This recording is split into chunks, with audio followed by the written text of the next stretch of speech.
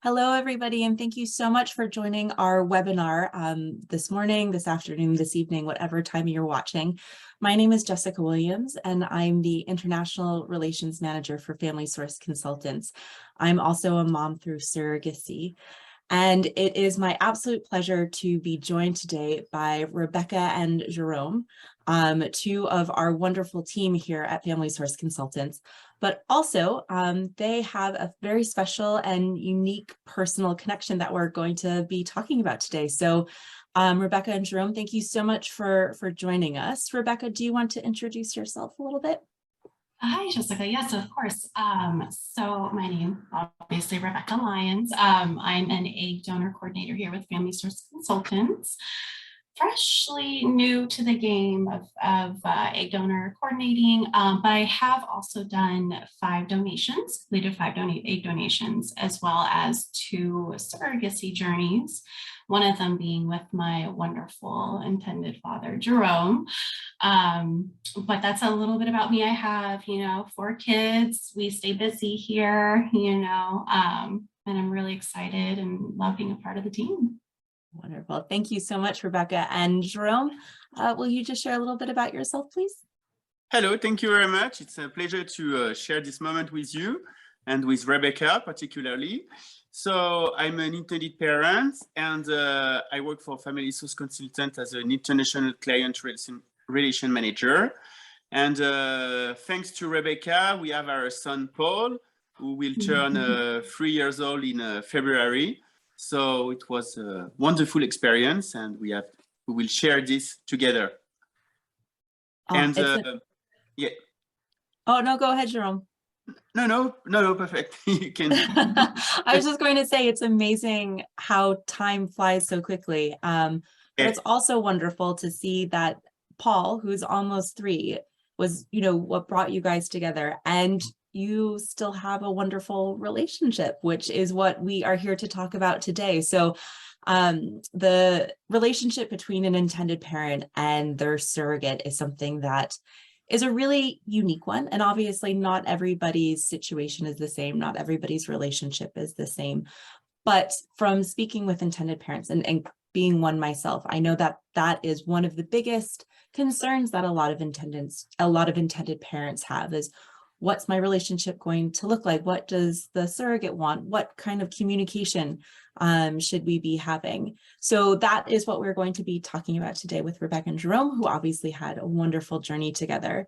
So if you don't mind me starting with this question, before you guys were ever matched, before you knew who the other were, before you even had a name, what was the ideal relationship that you thought you wanted with Rebecca with your intended parents, and Jerome, you with your surrogate? Can you remember what that was?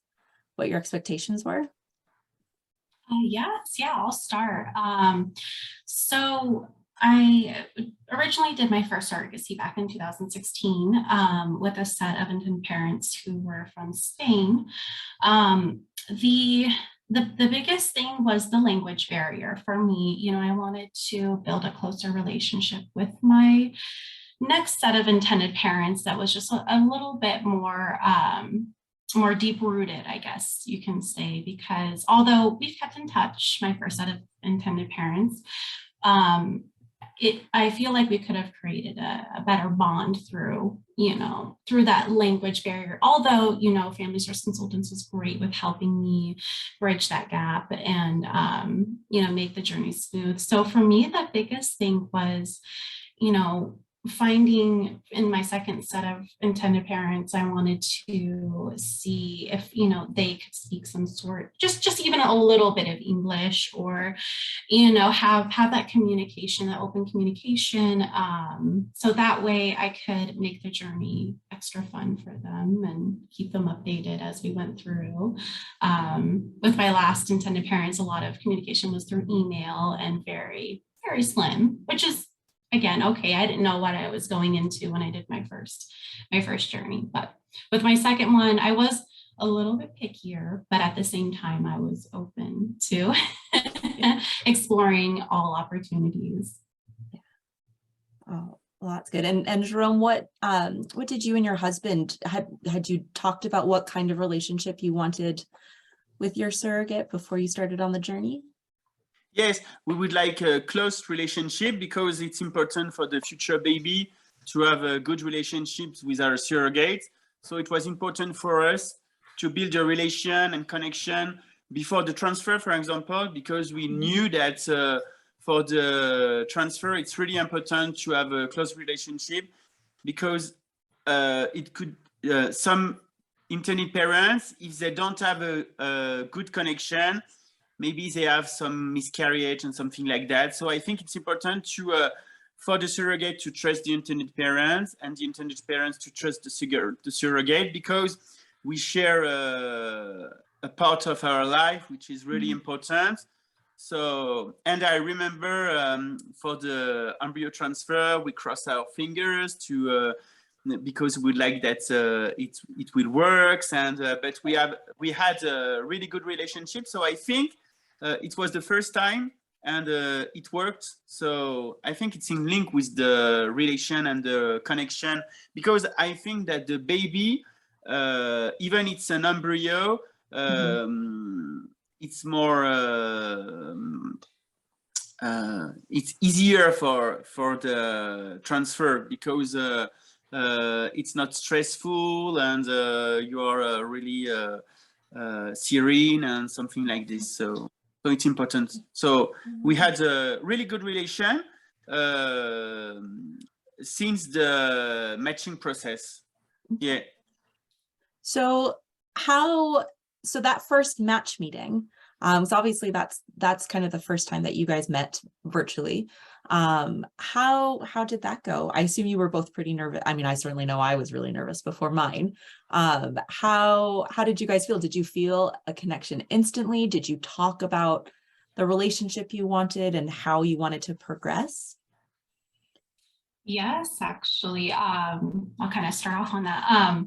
So I had gone through kind of a broken match with another, it was an intended father before I had met Jerome and Michelle. And the matching process was a little bit longer than I had originally anticipated, just because with my first set of intended parents, we were, you know, just signing off things really quickly. But with this, we were a little more careful with the second time around. And then I remember meeting, you know, Jerome and Michelle on the Zoom meeting, and just everything felt so right. I believe my husband was there for that meeting too. And I remember talking to him and he's just like, you have to do this, you know, you have to do this for them. They're wonderful, they're great, they deserve to be parents. And that's the biggest thing too, is you know, with meeting your intended parents, even if there's a language barrier or anything like that, you can tell when somebody genuinely is ready to be a parent and they're ready to move on to that next stage in life. So I felt that tremendously with Jerome and Michelle and just instantly fell in love with them. Thanks. On my side, I really remember this moment because it was during the night before we took our flight to United States to create the embryos. So we had a flight at 6 a.m. and we had our meeting at I think it was 10 p.m. just so. It was really close, so we didn't sleep and something like that. So we were really stressed because it was our first time, and it's strange because you meet a person with her husband, with a case manager with Zara. So it was strange. You don't know the people and you are not sure about your question, about what is possible. But it was really easy because Rebecca was really open and smiled, so it was easy to communicate and to share about what we would like and something like that. Even my English was not so good as today because with the surrogacy, which is important, is that you can improve your English. So it was really nice to share, to speak, to message, to go there. So it was a nice moment, and we were really excited because we had our flight just a few hours after. So we were with our luggage and with the screen to do the matching process. So I never pack for flights more than like 4 hours in advance. So I'm amazed that you were all packed and ready to go and had time yes. to have such an important meeting. That's amazing. And how fantastic to have that match meeting right before you went to create your embryos as well. What brilliant timing. So it sounds like the match meeting went well, and you guys knew right away that you wanted to continue it, and you wanted to work together. That's wonderful. Right after the video, I think we both said yes. That's lovely. And so at that point, well, after a little while, you were able to start talking independently, and really starting to form your own relationship, kind of without one of the staff members being involved. How did that go? What did that look like? Yeah, so I believe actually we started communicating very early in our surrogacy journey, just because we were just so excited to get that open communication, even if nothing came, from the embryo transfers. Let's say we did multiple transfers and had no success, we still had a very close bond, and helping each other, getting excited for the journey itself. But yeah, we communicated through WhatsApp is our main form of communication, which I love. I love that you can video call, because we still video call to this day and get to see a little Paul growing up and everything. So it was great. Our communication kicked off very smoothly, very naturally. And I think it really helped solidify that excitement to not only help them become parents, but to watch them be parents as well. Fantastic. And did you, Jerome, going into it, did you have an idea of how you wanted to communicate, and did you kind of have a plan of, I know from personal experience, I had thought going into my journey, well, let's do, every 2 weeks or something, we'll do a Skype and do it like that. And then actually what ended up happening was very similar to you guys. We just ended up using WhatsApp and texting constantly and sending little videos and photographs and everything like that. So for me, the communication didn't necessarily look like what I had envisioned, but it came about really naturally, which I liked. Was that similar to you, Jerome, or did you not have kind of any anticipation of what the communication style would be? Yeah, I think that we built this with Rebecca during the matching process, and just after. We didn't want to be too much intrusive in Rebecca's life. So I think at the beginning we begin smoothly and to respect her life, and it was really easy to speak every day and to share photos. And it was just the moment we went to United States, so we shared the moment there in Florida and something like that. So we were in vacation. So I think that we began our journey as vacation. So it was easier for us, and we don't premeditate something. We were just in a wave and like a surfer. Yeah, just in the moment. It was really easy. So thank you very much, Rebecca. Of course. I enjoyed it. And although we had some bumps in the road with our medical screening and all of that, there was times where it felt kind of hopeless. Because we were just waiting for so much to come back, going through all this testing, but that communication with Jerome and Michelle really kept me going. Really, pushed me to continue on. So yeah, I think that open communication it's amazing. It worked out really well and made that journey so much more special. That's lovely. So even though Jerome and Michelle weren't able to be there in person all the time, and being an ocean away, you still felt that support from them, and that was so, it sounds incredibly important and vital to your journey. Right, exactly. Yeah, and we were both very respectful of the time zones because we're both in very different time zones. And then anytime I got a little update, just I wanted to send it right over to them. I always wanted to like test and see if I could beat my case manager too, which was actually, I think Danielle was my case manager at the time. I'd always try to beat her to the communication with Jerome and Michelle, just to see if, I could help in any way make that journey just that much more smooth. Go that much more smoothly.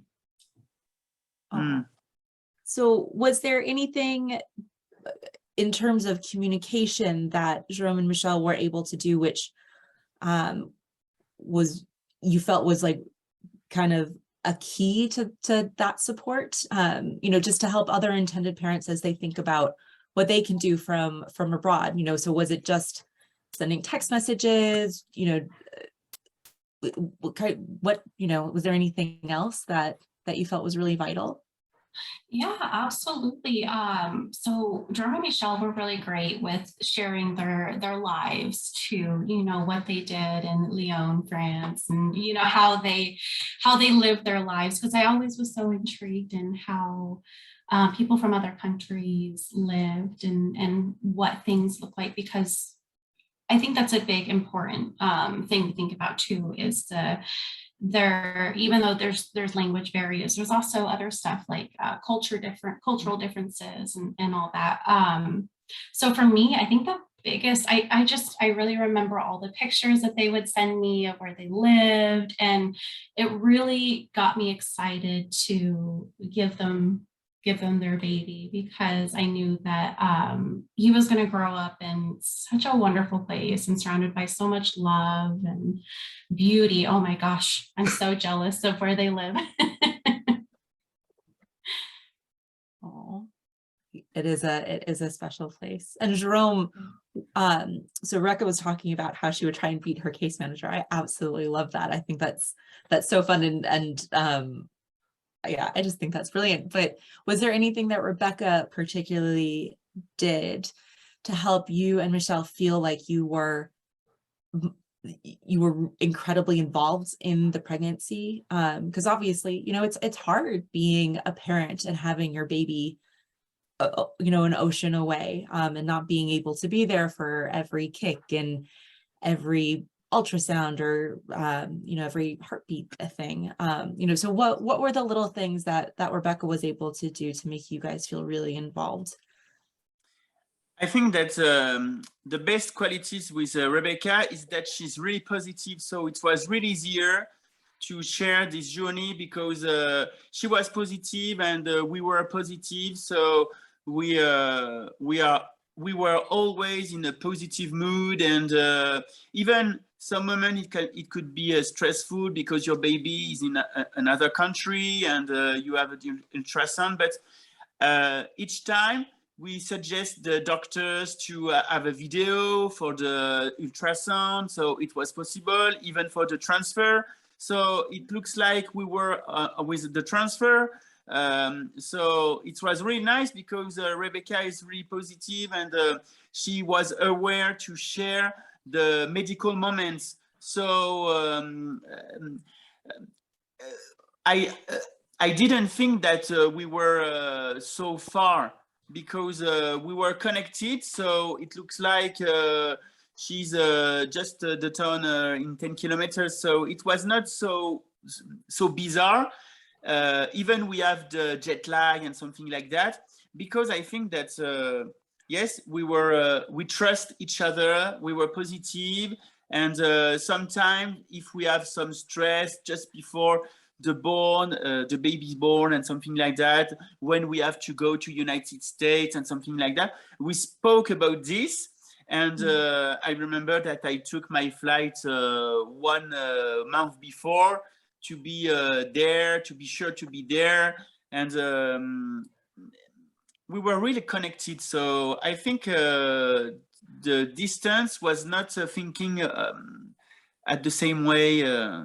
Yes, because of the connection. I think it's really important, the connection, if I have to share with other intended parents. If you are connected, the distance is not a problem. And so at what point, I mean, I guess talking about distance, at what point did the distance effectively not exist? At what point did you guys actually meet in person? What was the first time and what was that like? Yeah. Oh, it was wonderful. He actually, Jerome had flown out to stay with us. Oh, you were out here for about a week, right? Or was it 2 weeks? Yeah, for Christmas. Yeah, for Christmas. Yes. Yeah. And we got to share. And the first time I remember it was for the ultrasound a morning in Arizona. So yes, it's emotional for me. Yes, I remember. Yeah, it was. And that made us so special. I loved it. Yeah. We got to get to know each other on a more personal level. You know, because you can only get to know somebody so much over, you know, video chats and stuff of that sort. So for them to come out during such a special, intimate time for my family, because we love Christmas. We just go all out for Christmas. It made it that much more special for them to join us and be a part of it. And I think really solidified that, you know, family connection between us. Oh my gosh, that's so lovely. And Jerome, you stayed with Rebecca, so you actually hosted them so there was like no separation. Oh my gosh, yes. My son's room, I opened up my son's room to Jerome because he came out here by himself first. And then Michelle, his partner, joined him, you know, I think it was about a week after, right? Yeah. We stayed 1 week together. It was a really excellent moment. So well, you can tell because like I mean, you guys have been smiling the whole time, but just the emotion, like you guys just both lit up as you started talking about that. You can see how even now, like 3 years later, it still means so much to you guys that you had that time together. That's so sweet. I tell him all the time how much I wish they could come out here. I miss them so much. COVID kind of, you know, messed things up there, but we're working through it. So was that the Christmas before Paul was born? So that was, so you guys formed this entire relationship and didn't actually meet in person until he was born in February. So like 2 months before he was born. Yes. Wow, that's amazing that you were able to form such a close bond without ever having met in person until then. Yeah, and it was so fun too, because it was at a point we actually had talked about it, if they should come out in October or if they should come out in December. And I kind of suggested December because at that point, you know, Paul was big enough to move around and roll around, and Jerome or Michelle could feel the kicks, you know, the more fun parts of pregnancy as they're anticipating his arrival. And it worked out great. You know, those were special moments that we shared and bonded through. And how did the delivery go in terms of your relationship? Because obviously once Paul is actually out in the world, or, you know, once any baby is out in the world, did that solidify your relationship even further? Did it change, you know, how did that all work? So I had kind of a different idea of how Paul's delivery would go, only because I had, you know, 3 pregnancies prior that went a little bit different. We had found out, you know, by ultrasound that there was no fluid around the baby and that I would have to go in and have a C-section delivery. And Jerome knows I was really trying to have a VBAC, a vaginal birth after C-section. So to get the news that we'd have to go in and do a C-section, kind of, it hit really hard. Obviously got to me emotionally with being fully pregnant, having all those hormones, you know. But I remember specifically Jerome and Michelle just being so supportive and sweet and just attentive to, you know, where I was at emotionally with the acceptance of having another C-section delivery. And from there, you know, we went to the hospital. Hospital's a little busy, you know, but I remember them taking us back, and it was just the delivery. And then afterwards, it's just it was so special. I remember watching them hold their little boy while they were, taking care of me. And his strong lungs, he he had strong lungs. He was a talker. But yes, it definitely solidified.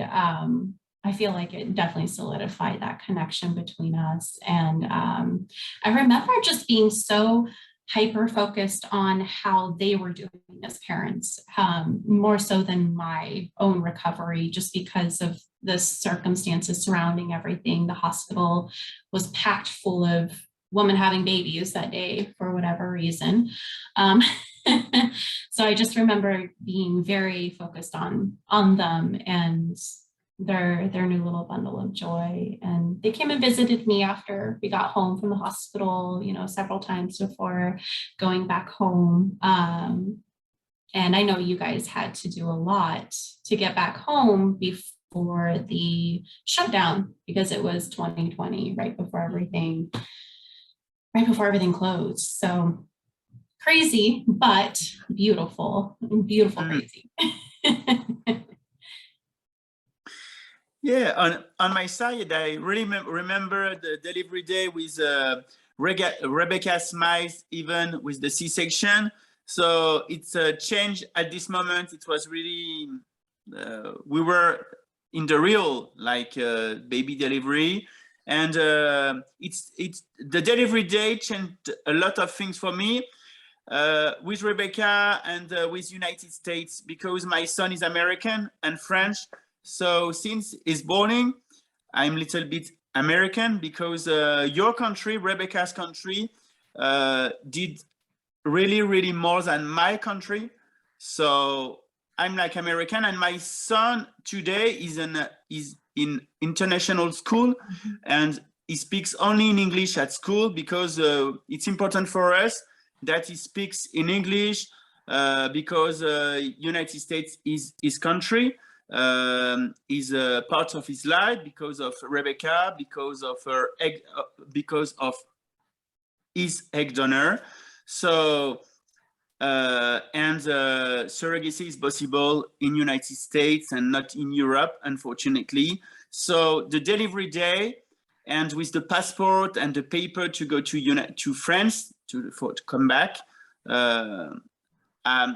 Rebecca, it's like my family, and United States is like a country for me, and for Michelle and for Paul, it's his country too. So that's thank lovely. you very much, Rebecca.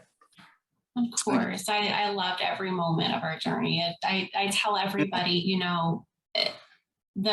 I tell everybody, because they ask me all the time if I'll do another surrogacy, because I said I wasn't going to do any more after the first one I did in 2016.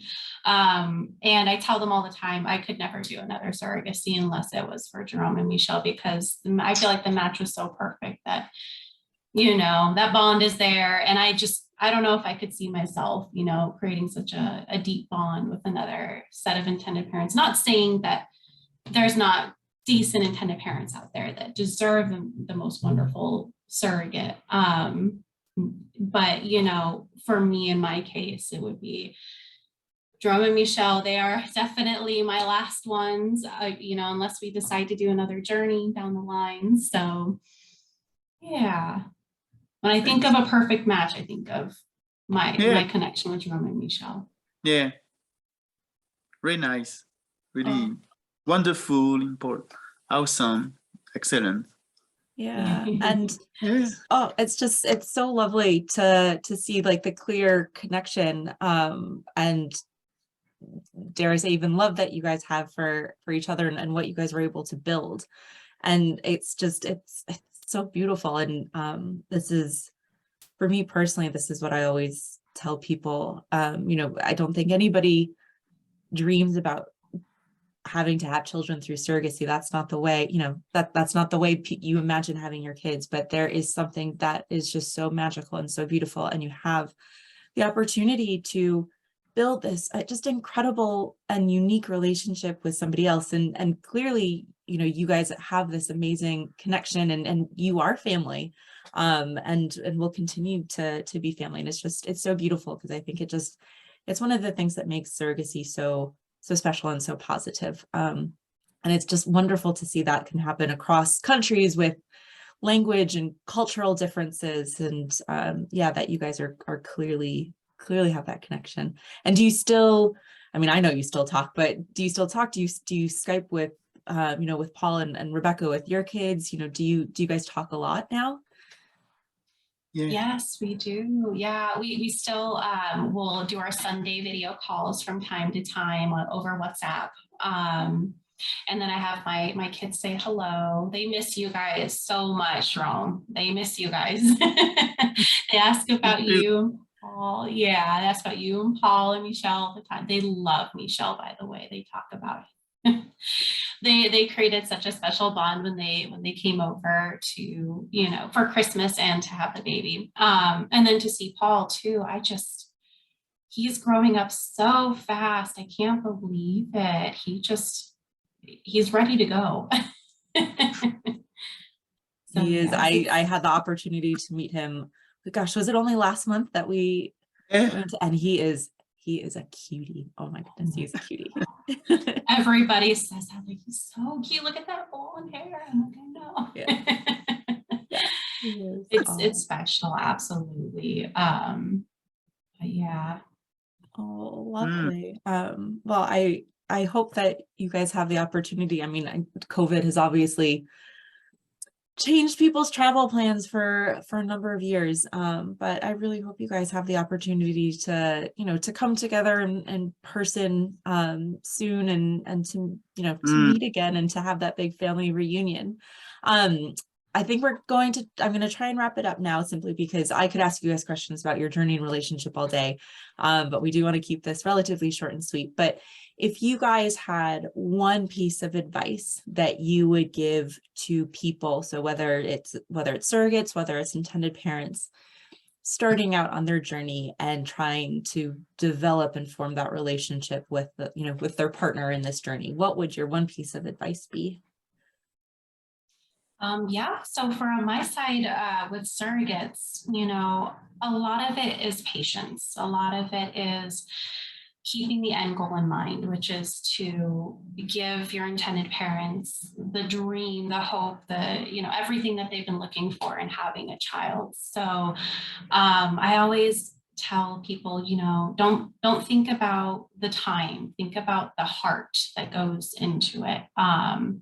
Because it takes a really big heart to do, what our surrogates and our egg donors do for their intended parents. And it's a really big commitment that just takes a lot of heart. So I tell everybody, just don't even worry about the time. Don't worry about that. Hurry up and wait. Don't worry about the little stuff that goes into it. Because even I had hiccups in our journey that took me back. Just got to remember the end game, which is watching your intended parents hold their baby for the first time. Oh, I cry every time I think about when they held their little boy for the first time, and my first set of intended parents when they hold their little boy. It's just, I loved it all around. Oh, you're gonna make me cry now. And Jerome, what would your advice be? On my side, I think the most important thing is to trust yourself, even for surrogate mother and for intended parents, and not to imagine a lot of things or to project too much before, and to live the journey and to trust yourself. And it's your moment, and so sometimes you can heard some things about others because they say surrogacy is this, but before leaving this process, you can't imagine what the process is. So it's a so special relation. It's human relationships, and it's like connection with human. You have to share the moment with another person, to be interesting with the other, and to be respectful. I think it's like human relationships, and but trust yourself and be open with the other. So I think it's only with on this way it could work. Yeah. And Something that comes to mind for me is trust the journey. I always see that everywhere I go, no matter what, you know, I always go, I think back to surrogacy when I see it, because you just have to trust the journey, right? Trust in each other, build that bond, that connection over time. It's not going to be perfect in the beginning, but you know, it does develop and blossom into something beautiful. yes, because it's a human and love experience, because we have a baby at the end of the process. So it's like love and yeah. Took a lot of love to make Paul. Well, he is one lucky boy to have such amazing parents like Jerome and Michelle, and to have been carried by such a wonderful surrogate like yourself, Rebecca. Thank you both so much for being willing and to share your journey, to be so open about it as well, and to help other intended parents and other surrogates as they begin their own beautiful journey, and hopefully with with such a positive outcome as you guys had. So thank you guys so much. Thank you. Yeah, just for being willing to share and come on together and talk about your relationship. It's been wonderful. So thank you so much. Thank you to everybody who has been watching. If you have any further questions, please feel free to get in touch with one of our team members, and we'd be very happy to speak to you more. Anyway, thank you. Thank you. Thank you. Bisous, Jerome. See you. Bisous. Bye bye. Thank you very much. Bye. Bye. Bye.